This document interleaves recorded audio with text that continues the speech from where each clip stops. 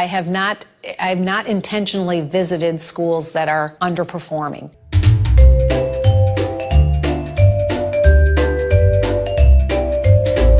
Betsy Devos, America's very own Secretary of Education, has a family worth of $5.4 billion.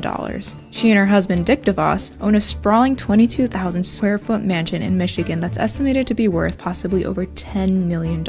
They paid a tax of over $123,000 during its construction. In 2012, Betsy upgraded her personal yacht to a 163-foot Westport yacht, not to be confused with a 126-foot family yacht that she and her husband took to the GOP convention several years ago. Or was that their 167-foot company yacht? It was both.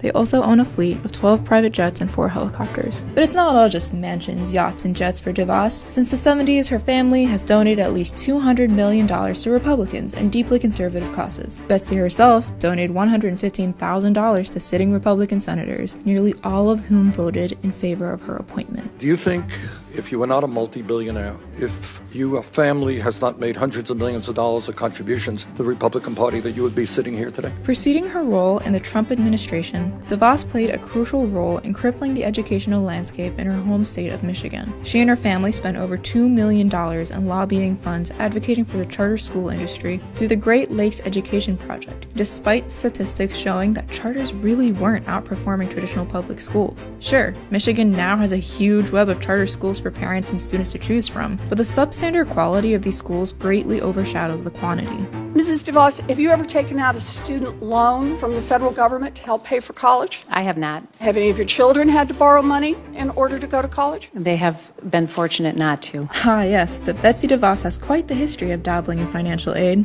While her kids haven't had to take out loans, she's made money off of the students who must borrow money. She has investments in companies that hound students to pay their federal loan debts, including an investment in SoFi, a company that refinances federal student loans into private loans. She had financial stake in a company that, until last year, held a lucrative contract from the Department of Education to pursue the loans of defaulted student borrowers. She's got money in Apollo Investment Corp., which has investments in a company that operates several private for-profit college campuses and kindercare learning centers, a massive national chain of private for-profit daycare facilities. She also has more than $1 million in a mysterious undisclosed venture related to education. During her hearing, Devos refused to endorse an Obama-era rule that protects graduates from career training programs that stack debt against them above their ability to pay. After locking in her position as Secretary of Education, she appointed Julian Schmoke Jr. to head the unit investigating fraud at for-profit colleges. Schmoke was a former Associate Dean of for-profit DeVry University, who just paid $100 million to settle a fraud lawsuit in 2016. And just recently, Devos herself lost a lawsuit on student loan forgiveness after being sued by 19 states for delaying a borrower protection rule. I've worked very hard on behalf of parents and children, primarily low-income children. So what do you think? Is Devos really an advocate who cares for children, or is she just in it to make money off of them?